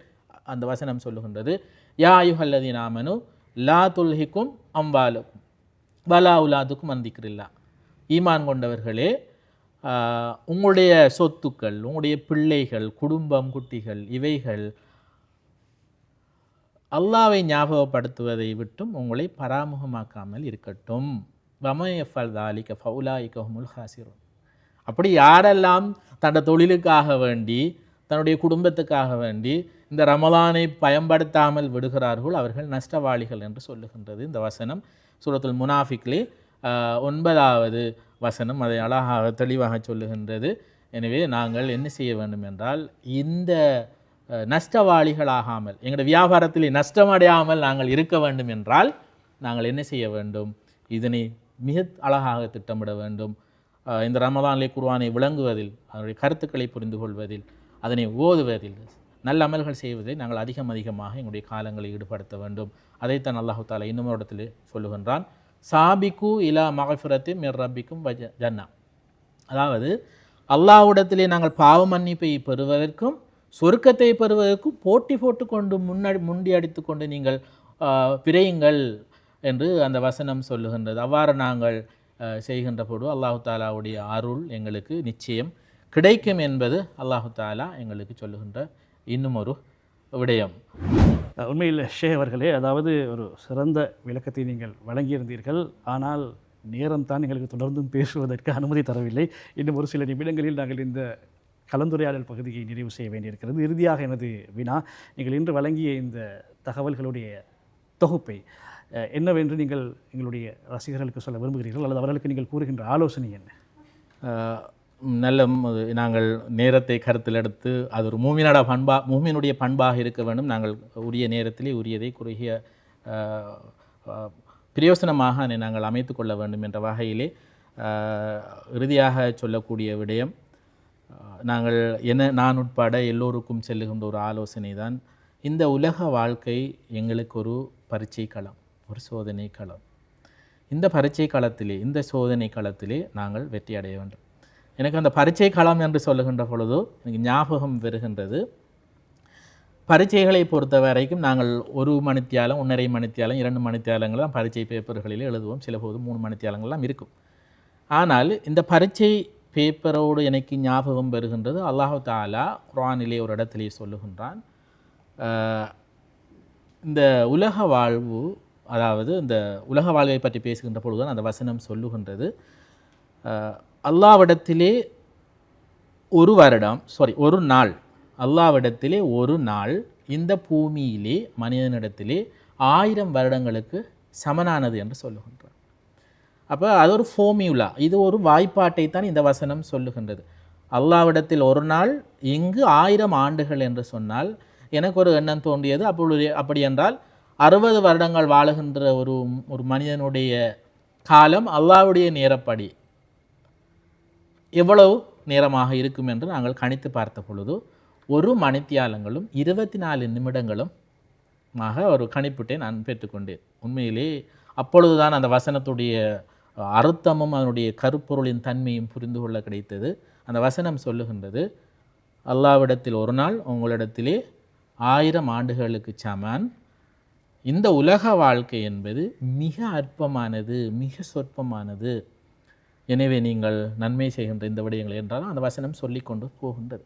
மதிப்புக்குரிய நேர்களே, சகோதரரே, நான் இந்த இடத்திலே ஒரு சகோதரர் என்ற வகையிலே நான் பகிர்ந்து கொள்ள விரும்புகின்றேன். எனவே எங்களுடைய இந்த 60 வருட வாழ்க்கையை நாங்கள் எடுத்து பார்த்தால் அல்லாஹ்வுடைய கணிப்பின்படி ஒரு மணித்தியாலங்களும் 24 நிமிடங்களும் தான் எங்களுக்கு வழங்கப்பட்டிருக்கின்றது. ஒரு பரீட்சை பேப்பருக்குரிய நேரம் அல்லாஹ்வுடைய கணிப்பின்படி. இந்த காலப்பகுதிக்குள் தான் நாங்கள் 1000 பிரச்சனைகள், சண்டைகள், சச்சரவுகள் செய்து கொண்டிருக்கின்றோம். அதுக்குள் தான் நாங்கள் போட்டி போட்டு கொண்டிருக்கின்றோம். நான் பெரியவரா, நீ பெரியவரா என்கின்ற விடயங்களில் ஈடுபட்டு கொண்டிருக்கின்றோம். பெருமைகளை பாராட்டுவதில் ஈடுபட்டு கொண்டிருக்கின்றோம். ஆனால் அல்லாஹு தாலா எங்களுக்கு அந்த 1.5 மணித்தியாலம் இல்லாத வாழ்க்கை, இந்த உலக வாழ்க்கை, அதற்குள்ளால் சிறப்பாக வாழ வேண்டும் என்பதற்காக பெரிய ஒரு பொக்கிஷமாக அல் குர்ஆனை தந்திருக்கின்றான். எனவே அந்த குர்ஆனில் இருக்கின்ற கருத்துக்களை நாங்கள் வாசித்து பார்த்தால் கூட நாங்கள் நல்லவர்களாக வாழ்வதற்கான ஒரு சாத்தியக்கூறு இருக்கின்றது. எனவே தான் நாங்கள் இந்த இடத்திலே உங்களுக்கு ஞாபகப்படுத்துகின்ற, சொல்லுகின்ற, பகிர்ந்து கொள்ளுகின்ற விடயம், இந்த ரமலானை நாங்கள் நன்றாக பயன்படுத்தி கொள்ள வேண்டும். ஆக குறைந்தது அல் குர்ஆனுடைய தமிழ் மொழிபெயர்ப்பையாவது நாங்கள் ஒரு தரம் முழுமையாக வாசித்து பார்க்க வேண்டும். அப்பொழுது எங்களுடைய உணர்வுகளுக்கு அந்த குர்ஆன் எங்களுடைய இந்த வாழ்க்கையை எவ்வாறு அமைத்து கொள்ள வேண்டும் என்பதற்கான ஒரு சிறந்ததொரு வழிகாட்டலை வழங்கும் என்கின்ற விடயத்தை நாங்கள் புரிந்து கொள்ளலாம். அல்லது ஹலக்கல் மௌத்த வல் ஹயாத் லியபுலுவக்கும் ஐயுக்கும் அஹ்சனு அமலா என்று அல்லாஹு தாலா இதனை அழகாக சொல்லுகின்றான். சூரத்துல் முல்கிலே வருகின்ற 2வது வசனம். இந்த வாழ்க்கையை எங்களுக்கு வழங்கப்பட்டிருப்பது நோக்கம் நாங்கள் நல்லவரா கெட்டவரா, நன்மையை செய்கின்றவர்களா இல்லையா என்பதை பரீட்சிப்பதற்கான ஒரு களமாக, ஒரு பரீட்சையாக அல்லாஹு தாலா இந்த அவனுடைய நேரப்படி 1.5 மணித்தியாலங்கள் இல்லாத வாழ்க்கை தான் எங்களுடைய 60 வருட இந்த உலக வாழ்க்கை. எனவே நாங்கள் அனைவரும் இந்த எங்களுடைய வாழ்வின் பெருமதியை புரிந்து கொள்ள வேண்டும். இதனூடாக நாங்கள் எங்களுடைய இந்த குறுகிய கால வாழ்க்கையை பயனுள்ளதாகவும் பெருமதி மிக்கவதாகவும் எங்களுடைய மறுமைக்கான ஈடேற்றமாக பயன்படுத்தக்கூடியதாகவும் நாங்கள் அமைத்து கொள்ள வேண்டும் என்று இந்த இடத்திலே எல்லோருக்கும் ஒரு நசீகத்தாக பகிர்ந்து கொள்ள விரும்புகின்றேன். உண்மையில் ஷே அவர்களே, மிக அற்புதமான கருத்துக்களை நீங்கள் பகிர்ந்திருந்தீர்கள். எங்களுடைய கிடைத்த நேரத்திலே நாங்கள் நல்ல பல கருத்துக்களை, பிரயோசனமான கருத்துக்களை கலந்துரையாடினோம் என்கின்ற ஒரு நம்பிக்கை இருக்கிறது. ரசிகர்களே, இன்றைய இந்த இஃப்தார் சிந்தனை கலந்துரையாடல் நிகழ்ச்சி காத்தான்குடியிலே அமைந்திருக்கின்ற முன்மாதிரி பள்ளிவாசலான CIG பள்ளிவாசலில் இருந்து உங்களை சந்தித்தது. கலந்துரையாடலிலே கலந்து கொண்டார் ஷேக் BMM ஃபெரோஸ் நலீமி சட்ட முதுமானி அவர்களுக்கு வசந்தம் டிவி சார்பாக நாங்கள் எங்களுடைய நன்றிகளை தெரிவித்துக் கொள்கின்றோம். ஜஸாக்கல்லாஹு ஹைர் ஷேக் அவர்களே. ஜஸாக்குமுல்லாஹ் ஹைரா. அஸ்ஸலாமு அலைக்கும் வரஹ்மத்துல்லாஹி வபரகாத்துஹு. வசந்தம் நேரலை நூடாக இணைந்திருக்கும் நேர்களுக்கு அஸ்ஸலாமு அலைக்கும் வரஹ்மத்துல்லாஹி வபரகாத்துஹு. இன்றைய நேர்காணல் நிகழ்ச்சியில் ரமலான் மாதத்தில் கூட்டு வாழ்வின் பங்களிப்பு என்ற முக்கியமான தலைப்பில் கலந்துரையாட உள்ளோம். அந்த வகையில் ரமலான் என்பது நோன்பு நோட்கும் மாதம் மட்டுமல்ல, மாறாக சக மனிதர்களிடையே இரக்கம், பகிர்வு, ஒற்றுமை மற்றும் சமூக ஒத்துழைப்பை வளர்க்கும் மாதமாகும். அந்த வகையில் எம்முடன் இத்தலைப்பு தொடர்பாக கலந்துரையாட இணைந்திருக்கிறார் ஆயிஷா உயர்கல்வி கல்லூரியின் விடுகை வருட மாணவியான ஹம்னா அப்துல் மஜீத் சகோதரி அவர்கள். அவர்களின் கருத்துக்களும் ஆலோசனைகளும் நிச்சயமாக எமக்கு பயனுள்ளதாக அமையும் என நம்புகிறேன். அஸ்ஸலாமு அலைக்கும் வரஹ்மத்துல்லாஹி வபரகாத்துஹு. வலைக்கும் அஸ்ஸலாம் வரஹ்மத்துல்லாஹி வபரகாத்துஹு. ஆம் சகோதரி, ரமலான் மாதம் கூட்டு வாழ்வில் பல்வேறு விதமாக பங்களிப்பு செலுத்துகின்றது என்ற வகையில் எனது முதலாவது கேள்வியாக, முஸ்லிம்களின் சமூக வாழ்க்கையில் ரமலான் எவ்வாறு செல்வாக்கு செலுத்துகின்றது என்பதை பற்றிய ஒரு அறிமுகத்தை உம்மால் வழங்க முடியுமா? நிச்சயமாக. முதலாவதாக இந்த வாய்ப்பை ஏற்படுத்தி தந்த அல்லாஹுக்கே புகழ் அனைத்தும் அல்ஹம்துலில்லாஹ். ரமலான் மாதமானது நோன்பு நோற்றல், தொழுகையை நிறைவேற்றுதல், ஜகாத் சதகாக்கள் செய்தல் மற்றும் அல் குர்ஆன் ஓதுதல் போன்ற வழிபாடுகள் மூலம் மனிதனை ஆன்மீக ரீதியாக உயர்த்துகின்றது. இது தனிப்பட்ட வாழ்வையும் கடந்து சமூக ஒற்றுமையும் வலுப்படுத்துவதனால் ரமலான் மாதம் முஸ்லிம்களின் சமூக வாழ்வில் முக்கியத்துவம் பெறுவதாக அமைகின்றன. ஆரம்ப காலம் முதல் இன்று வரை முஸ்லிம்களில் விசேடமாக ரமலான் காலங்களில் பிறர் நலன் பேணுவதிலும் உதவிகள் புரிவதிலும் ஆர்வப்படுகின்ற காட்சிகள் இதற்கு மேலும் சான்றாக காணப்படுகின்றன. ஆம் சகோதரி, நீங்கள் கூறியது போன்று மேலும் இந்த விடயத்தை நாம் உற்று நோக்குவோமானால் ஒரு சிறந்த உதாரணம் மூலமாக இவ்விடயத்தினூடாக செல்வோம். அது என்னவென்றால், நாம் ஒரு பயிற்சி நெறியை வழங்க வேண்டும் என்றால் ஒருவருக்கு தனியாக வழங்குவது என்பது பொருத்தமற்றொரு விடயமாகும். உதாரணமாக இராணுவ பீடத்தை எடுத்துக்கொண்டால் அங்கு காணப்படும் வீரர்கள் அனைவருக்கும் ஒரே நேரத்தில் ஒன்றாக குழுக்களாக இணைத்தே பயிற்சிகள் வழங்கப்படும். இதற்கான காரணம் என்னவென்றால், அவர்கள் அனைவரும் ஒரு ஊதுகுழல் கேட்டவுடன் அவர்கள் எழுந்து தத்தமது வேலைகளில் ஈடுபடுவர். அது மட்டுமல்லாமல் சக இராணுவ வீரர்களின் தேவைப்படும் உதவிகளையும் கூட செய்பவர்களாக அவர்கள் காணப்படுகின்றார்கள். இதே போன்றுதான் ரமலானிலும் கூட நாம் அறிந்தும் அறியாமலும் பல்வேறு விதமான பயிற்சி நெறி எம்முள் உருவாகின்றது. இதனை பற்றி ஒரு தெளிவான விளக்கத்தை உம்மால் வழங்க முடியுமா? ஆம் சகோதரி, நீங்கள் கூறியது போன்றுதான் இஸ்லாத்திலும் ரமலான் மாதங்களில் முழு முஸ்லிம் சமூகத்துக்கும் ஒரே காலத்தில் நோன்பு நோக்குமாறு கட்டளையிடப்பட்டுள்ளது. ஒருவர் தனியாக நோன்பு நோட்பதை விட கோடிக்கணக்கான மக்கள்கள் ஒன்றாக இணைந்து நோன்பு நோக்கும் போது அதன் ஆன்மீக மற்றும் பண்பாட்டு நன்மைகளும் கோடிக்கணக்கு மடங்குகளாக பெருகிவிடும். ரமலான் மாதம் முழுவதும் நன்மை தக்வாவின் அடிப்படையில் நிரம்பிவிடும். இதனால் ஒவ்வொருவரும் தான் பாவ காரியங்களில் இருந்து தப்பி நடக்க முயற்சி செய்வதுடன் அவரிடம் அதில் ஏதாவது பலவீனம் காணப்பட்டால் ஏனைய அவரது நோன்பாளியான சகோதரர்கள் பலவீனத்தை நீக்கிக் கொள்ள உதவி செய்கிறார்கள். இதன் மூலம் நோன்பாளி பாவம் செய்வதை நினைத்து வெட்கப்படுகிறான். ஒவ்வொருவரது உள்ளத்திலும் இயல்பாகவே நன்மை செய்ய வேண்டும் என்ற எண்ணம் உருவாகின்றது. ஒரு நற்கர்மமான விடயம் நடைபெறுவதென்றால் அதில் தானும் பங்கு கொள்ள வேண்டும் என்ற எண்ணமும், ஒரு தீய விடயம் நடைபெற்றால் அதனை தடுக்க வேண்டும் என்ற எண்ணமும் அவனிடத்தே உருவாகின்றது. இது நன்மைக்கும் இறைவனுக்கும் இருக்கும் தொடர்புக்கும் சாதகமான ஒரு சூழலை எம்மிடத்தே ஏற்படுத்துகின்றது. இதற்கு ஒரு பொருத்தமான ஹதீஸினை நோக்குவோம். நபி ஸல்லல்லாஹு அலைஹி வஸல்லம் அவர்கள் கூறினார்கள், ஆதமுடைய மகனின் அனைத்து செயல்களுக்கும் 10 தொடக்கம் 700 வரைக்கும் நன்மைகள் உண்டு என. அல்லாஹ் கூறுகிறான், நோன்பை தவிர, ஏனெனில் நோன்பு எனக்குரியது, அதற்கு நானே கூலி கொடுக்கிறேன் என்று. நன்மை செய்பவரின் எண்ணத்தின் அடிப்படையிலும் அதன் விளைவை பொறுத்தும் எல்லா நல்லமல்களின் பெருக்கத்துக்கும் ஒரு வரையறை உண்டு. ஆனால் நோன்பின் வளர்ச்சிக்கு மாத்திரம் வரையறை இல்லை என்பது இந்த ஹதீஸில் இருந்து தெளிவாக எம்மால் பெற முடியுமாக உள்ளது. சகோதரி, நாம் ரமலான் மாதம் நன்மை சீர்திருத்தங்கள் மலரும் காலம். எனவே இக்காலத்தில் ஒரு தனிநபர் அல்ல, கோடிக்கணக்கான மக்கள்கள் ஒன்றாக சேர்ந்து ரமலான் எனும் தோட்டத்திற்கு நன்மைகளை இறைக்கின்றனர். நீங்கள் கூறியது போன்று கோடிக்கணக்கான மக்கள் நன்மையின் முன் இணைகிறார்கள் என்ற விடயத்தை நீங்கள் கூறிய போது எனக்கு ஒரு விடயம் ஞாபகம் வந்தது. இஸ்லாத்தின் 5 பெரும் கடமையில் ஒன்றாக காணப்படும் ஜகாத், சதகா போன்ற விடயங்களும் கூட இவ்வாறான கூட்டு வாழ்க்கைக்கு பல்வேறு விதங்களில் பங்களிப்பு செலுத்துகின்றது. அவ்வாறான விடயங்களை பற்றி தெளிவான ஒரு விளக்கத்தை நீங்கள் கூற முடியுமா? நிச்சயமாக சகோதரி. உண்மையில் இஸ்லாமிய வணக்க வழிபாடுகள் ஆன்மீக பண்பாட்டு பயிற்சிகளை வழங்கும் சிறந்த பாசறைகளாக அமைந்துள்ளன. அந்த வகையில் ரமலான் நோன்பு கொடை வழங்கும் விடயத்திலும் பிறர் நலன் பேணுவதிலும் வழங்குகின்ற பயிற்சி மகத்தானது. அல் குர்ஆன் அருளப்பட்ட இம்மாதத்தில் சமூகத்தின் பொருளாதார பிரச்சினைகளுக்கு அல் குர்ஆன் வழங்கும் சிறப்பான பரிகாரங்களை ரமலானின் பாசறையூடாக பெற்றுக்கொள்வதன் மூலமாக இன்று நாம் எதிர்கொள்கின்ற பல்வேறு பிரச்சினைகளுக்கான தீர்வை பெற்றுக்கொள்ள முடியும். இதனை பின்வருமாறு ஹதீஸ்கள் கூறுகின்றன. ஒரு நோன்பாளிக்கு நோன்பு திறக்க உதவினால் நோன்பாளியின் கூலியை போன்றே அவருக்கும் இவருடைய கூலியில் எவ்வித குறைத்தலுமின்றி வழங்கப்படும். மேலும் நபி ஸல்லல்லாஹு அலைஹி வஸல்லம் அவர்கள் சுழன்றடிக்கும் காற்றை விட மிக வேகமாக ரமலானில் தர்மம் செய்தார்கள். சகோதரியே, மேற்படி 2 நபிமொழிகளும் நபியவர்களின் முன்மாதிரியும் ரமலான் எந்தளவு பிறர் நலம் பேணுவதை வணக்க வழிபாடுகளின் ஊடாக வழங்குகின்றது என்பதை தெளிவாக உணர முடிகிறது. ஆம் சகோதரி, நீங்கள் கூறியது போன்று பிறர் நலம் பேணுதல் என்ற விடயம் குடும்ப மட்டத்திலும் சமூக மட்டத்திலும் செல்வாக்கு செலுத்தும் ஒரு விடயமாக காணப்படுகின்றது. அந்த வகையில் குடும்ப மட்டத்திலும் சமூக மட்டத்திலும் எவ்வாறான செல்வாக்கை செலுத்துகின்றது என்பதனை வேறுபடுத்தி உம்மால் காட்ட முடியுமா? ஆம் சகோதரி, நிச்சயமாக கூற முடியும் என்று நினைக்கிறேன்.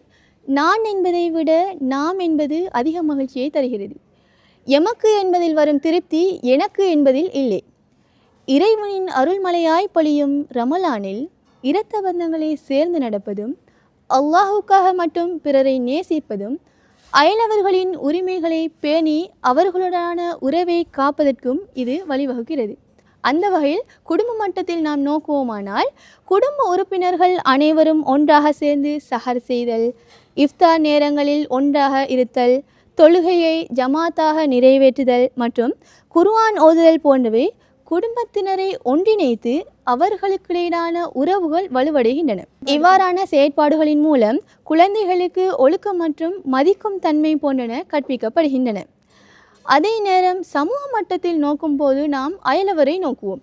அயலவரோடு எவ்வாறு நாம் உறவை பேணுவதென்றால், இஃப்தார் நேரத்தில் உணவுகளை அயலவர்களோடு பரிமாறிக்கொள்ளுதல், நோன்பு திறக்கும் சந்தர்ப்பங்களில் அயலவர்களை அழைத்தல், அவர்களுக்கு உதவி செய்தல் ஆகியவற்றின் மூலம் அயலவர்களுக்கிடையிலான உறவு வலுப்பெறுகிறது.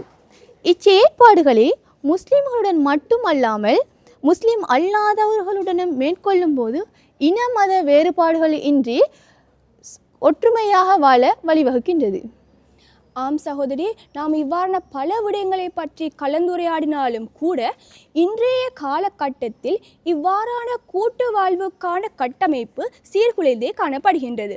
அந்த வகையில் நாம் எவ்வாறான நடவடிக்கைகளை மேற்கொண்டால் இன்றைய காலகட்டத்திலும் இவ்வாறான கூட்டு வாழ்வை மேம்படுத்த முடியும் என்பதை பற்றிய ஒரு சில உபதேசங்களை நேயர்களுக்கு வழங்க முடியுமா? நிச்சயமாக சகோதரி, நீங்கள் கேட்ட வினாக்களிலும் இது ஒரு பாரமான கேள்வியாக உள்ளது. நவீன காலகட்டத்தில் கூட்டு வாழ்க்கையை எவ்வாறு மேம்படுத்தலாம் என்றால், தொழுகைகளை ஜமாத்தாக நிறைவேற்றுதல், இபாதத்துக்களை ஒன்றாக நிறைவேற்றுதல், சமூகங்களுக்கு மத்தியில் இஃப்தார்களை ஏற்பாடு செய்தல் மற்றும் விழிப்புணர்வு ஊட்டுவதன் ஊடாக நவீன காலத்தில் கூட்டு வாழ்க்கையை மேம்படுத்தலாம் என நினைக்கின்றேன். ஆம் சகோதரி, உம்மிடமிருந்து பெருமதியான தகவல்களை எம்மால் பெற்றுக்கொள்ள முடியுமாக இருந்தது.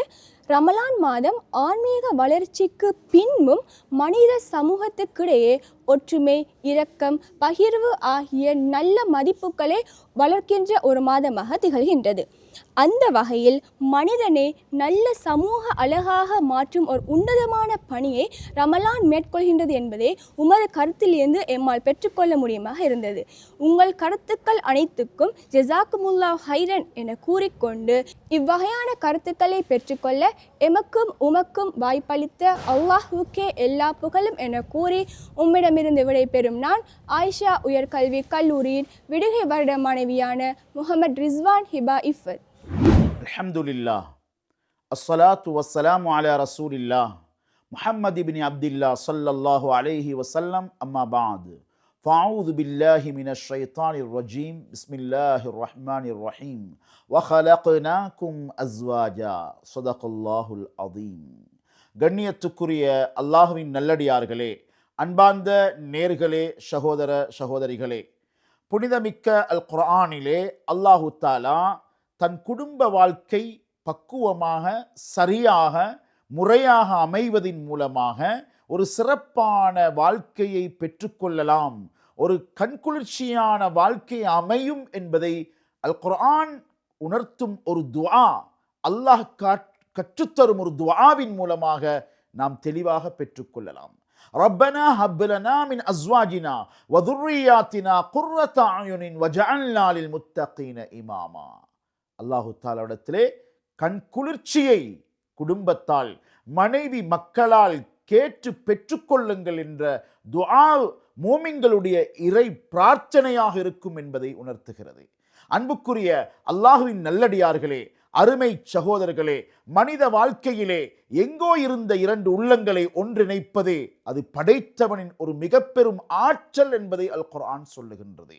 லவ் அன்ஃபக்த மா ஃபில் அர்தி ஜமீஅம் மா அல்லஃப்த பைன குலூபிஹிம். மாநபி அவர்களை பார்த்து அல்லாஹ் கூறுகின்றான், யா ரசூலல்லாஹ், நீங்கள் அந்த முஹாஜிர்கள் அன்சாரிகளுடைய உள்ளங்களை உங்களுடைய பணத்தால், உலகம் முழுக்க இருக்கும் உங்களுடைய சொத்து செல்வங்கள் அனைத்தையும் நீங்கள் செலவழித்தாலும், பூமியில் இருக்கக்கூடிய அனைத்தையும் செலவழித்தாலும், இருவரின் உள்ளங்களை ஒன்று சேர்க்கும் ஆற்றல் உங்களுக்கு இல்லை. வலாக்கின் அல்லாஹ் அல்லஃப பைன குலூபிஹிம். அவர்களுக்கு மத்தியிலே உள்ளங்களை இணைப்பது படைத்தவனின் வேலை என்பதை அல்லாஹ் குர்ஆனிலே மிக தெளிவாக பேசுகின்றான். கண்ணியத்துக்குரிய அல்லாஹுவின் நல்லடியார்களே, ஃபாத்திமா ரதியல்லாஹு தஆலா அன்ஹா அருமை புதல்வி நபி ஸல்லல்லாஹு அலைஹி வஸல்லமுடைய, அதே போன்று அலி ரதியல்லாஹு தஆலா அவர்களுடைய வாழ்க்கையின் இணைப்பை படைத்தவனே ஏற்படுத்தினான். அழகால் இணைய முடியாது, பணத்தால் இணைய முடியாது. அதே போன்று கண்ணியமானவர்களே, குடும்ப உயர்வுகளால் பாசத்தை ஏற்படுத்த முடியாது. படைத்தவனின் அருளால் தான் திருமண வாழ்க்கையிலே உண்மையான பாசம் நேசம் உண்டாகும் என்பதை அல் குர்ஆன் மிக நுணுக்கமாக பேசுகின்றது. கண்ணியமானவர்களே, அன்பார்ந்த அல்லாஹ்வின் நல்லடியார்களே, மனைவியின் வாழ்க்கையின் மூலமாக, அந்த ஜோடியின் மூலமாக மவத்தாவையும் ரஹ்மாவையும் அல்லாஹ் உள்ளங்களில் தூவி விடுகின்றான் என்பதை குர்ஆன் சொல்லுகின்றது. அதை ஒரு அத்தாட்சியாகவும் அல்லாஹ் பேசியிருக்கின்றான். மாநபி ஸல்லல்லாஹு அலைஹி வஸல்லமுடைய குடும்ப வாழ்க்கை எடுத்தால் அவர்களுக்குள்ளே இருந்த அந்த மஹப்பத்தும், அந்த இரக்க உணர்வும், அந்த பாசமும், அந்த பிரிய முடியாத அன்பும் ஆச்சரியமானது. ஹதீஜா ரலியல்லாஹு தஆலா அன்ஹா அவர்களோடு எவ்வளவு அன்பு கொண்டவர்களாக ஸல்லல்லாஹு அலைஹி வஸல்லம் இருந்தார்கள். மரணித்ததன் பின்னாலும் அவர்களை நினைவு கூறுவார்கள். ஃபத்ஹ் மக்காவுடைய நேரத்திலே வெற்றி கொண்ட அந்த சந்தர்ப்பத்தில் கூட அவர்களுடைய மன்னரைக்கு பக்கத்திலே தான் தனது கூடாரத்தை அடித்து 16 நாட்களாக வாழ்க்கையில் எனக்கு உதவி செய்தவ, வெற்றிக்கு காரணமாக இருந்தவள், எத்தனையோ சிரமங்களை சுமந்து கொண்டேன் அன்புக்குரிய மனைவியை நான் இந்த வெற்றியிலும் ஞாபகம் கூறுகின்றேன் என்பதாக ஒரு ஆச்சரியமான பாசத்தை வெளிப்படுத்தினார்கள். கண்ணியமானவர்களே, ஹவுலா ரலியல்லாஹு தஆலா அன்ஹா என்ற பெண்மணி ஸல்லல்லாஹு அலைஹி வஸல்லம் இடத்திலே ஓடோடி வந்து, என்னுடைய கணவன் என்னை பார்த்து தலாக் என்ற கருத்தை தரும் சொல்லை சொல்லிவிட்டார்கள். யா ரசூலல்லாஹ், அவர் தனித்திருப்பதை நான் விரும்பவில்லை. இவ்வளவு காலமாக நாம் வாழ்ந்தோம், எங்களுக்கு அந்த வாழ்க்கையின் பிணைப்பை, அந்த இணைப்பை இணைத்து தாருங்கள் என்று கூற முடியாது. ஸல்லல்லாஹு அலைஹி வஸல்லம் கூறிவிட்டார்கள், உங்களுக்கும் அவர்களுக்கும் வாழ முடியாது, நீங்கள் பிரிந்து விட வேண்டும். அப்படியான ஒரு வார்த்தையை கூறிவிட்டார் அந்த கணவன். திரும்ப கெஞ்சுகின்றார்கள், குழந்தை இருக்கிறது யா ரசூலல்லாஹ். திரும்ப கேட்கின்றார்கள், யா ரசூலல்லாஹ், அவரோ வயோதிபராக இருக்கின்றார். சுப்ஹானல்லாஹ், ஸல்லல்லாஹு அலைஹி வஸல்லம் முடியாது என்று கூற, ஆனால் அல்லாஹ் கது சமிஅ அல்லாஹ் கௌலல்லதி துஜாதிலுக ஃபீ ஸௌஜிஹா, அந்த பெண்ணின் உரையாடலை அல்லாஹ் கேட்டான், அதற்கு பதில் கூறுகின்றான். அந்த குடும்பத்தை இன்னென்ன தெண்ட குற்றங்களுக்கு பின்னால், சில ஏற்பாடுகளுக்கு பின்னால் இணைந்து வாழும்படி அல்லாஹு தஆலா பிரிந்து வாழ வேண்டாம், இணைந்து வாழுங்கள் என்ற உணர்வை அல்லாஹ் ஏற்படுத்தினான். சுப்ஹானல்லாஹ், சுவர்க்கத்தில் ஆதம் ஹவ்வா அலைஹிஸ்ஸலாத்துக்கு திருமணம் நடக்கிறது. நபி ஸல்லல்லாஹு அலைஹி வஸல்லம் ஒரு திருமணத்தை அல்லாஹு தஆலா செய்து வைக்கின்றான். பூமியிலே பிரிய நினைத்தவர்களை பிரிய வேண்டாம் என்று அல்லாஹு தஆலா சேர்ந்து வாருங்கள், பாசம் நிறைந்த வார்த்தை வாழ்க்கை என்பதை அல்லாஹு தஆலா உணர்த்துகின்றான். ஒரு மனைவியை தன்னுடைய ஹலால் மனைவியாக ஏற்றுக்கொள்ளும் அந்த இஸ்லாமிய வார்த்தையை ஒரு மனிதன் கூறுவதன் மூலமாக சுவனத்திலும் அந்த தம்பதிகள் வாழ்வார்கள் என்பதை அல் குர்ஆன் உண்மைப்படுத்துகிறது. இவ்வளவு ஒரு பரிசுத்தமான வாழ்க்கைதான் கணவன் மனைவியுடைய வாழ்க்கையாக இஸ்லாம் எங்களுக்கு காட்டித் தருகிறது. வயன் கலிபு இலா அஹ்லிஹி மஸ்ரூரா, குடும்பம் ஜொலிக்க வேண்டும், மறுமையிலும் அது செழிக்க வேண்டும், கண் குளிர்ச்சியான வாழ்க்கை இருவருக்கும் கிட்ட வேண்டும். அதனைத்தான் திருமண தம்பதிகளுக்கும் இஸ்லாம் வாழ்த்து செய்தியாக கூறுகின்றது. பாரக்கல்லாஹு லக வ பாரக அலைக வ ஜமஅ பைனகுமா ஃபீ கைர், வசந்தமான வாழ்க்கை உங்களை வந்தடையற்றும், பரக்கத்தான வாழ்க்கை உங்களுக்கு கிடைக்கட்டும் என்பதாக இஸ்லாம் இருவரையும் இணைந்து பிணைந்து பாசத்தோடு வாழும்படி அழைக்கிறது. நல்லவைகளை செய்வதற்கு கணவனும் மனைவியும் முற்படுவது இரவும் பகலையும் போன்று 11 அத்தாட்சிகளை படைத்தவன் அல்லாஹ் சூரத்து நபஇலே பேசுகின்றான். அதிலே ஒன்று விடுபட்டால் இந்த பூமியில் வாழ்க்கை சாத்தியமற்று போய்விடும். அதிலே ஒன்றாக வஹலக்னாக்கும் அஸ்வாஜா, கணவன் மனைவி என்ற பாத்திரத்தை அல்லாஹ் இந்த வானம் பூமியை போன்று, இந்த பூமியை சுமந்திருக்கும் மலை குச்சிகள், அந்த பூமியை பலப்படுத்தும் மலை குச்சிகளை போன்று, சுபஹானல்லாஹ், இரவு பகலை போன்று, சூரியனை போன்று, மழையை போன்று, தாவர நிலத்தை போன்று பூமிக்கு எவ்வாறு தேவையோ இந்த அத்துணை அருட்கொடைகளும் கணவன் மனைவியுடைய வாழ்க்கையையும் இஸ்லாம் இவ்வாறு கூறுகின்றது. எனவே பாசத்தை எடுக்கும் பரிசுத்தமான தன்மை இருவரின் உள்ளத்தில் இருக்கும் பொழுது அதை அல்லாஹ் பாசமலையால் நினைத்து பாசத்தோடு வாழ வைப்பான் என்பதுதான் அன்பு நபியின் இல்லற வாழ்க்கையும் ஏனைய உத்தம சஹாபாக்களின் வாழ்க்கையுமாக அமைகிறது. எவ்வளவு நேசத்தோடு எவ்வளவு பாசத்தோடு அந்த உறவுகள் வாழ்ந்தார்கள் என்பதை பாருங்கள். விட்டு கொடுப்புகள், சுபஹானல்லாஹ். அவ்வளவு பெரிய பிரச்சனையான கணவனை மாணவியிடம் போய் சென்று எனக்கு அந்த கணவன் தேவை என்று வாதாடுகின்றார்கள்.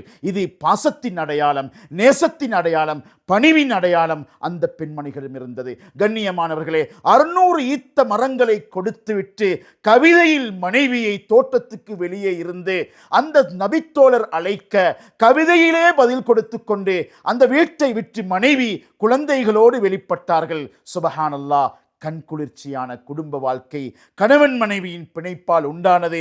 அதன் அருட்கொடை, அதன் பரக்கத்தை பிள்ளைகளும் பெற்றுக்கொண்டார்கள்.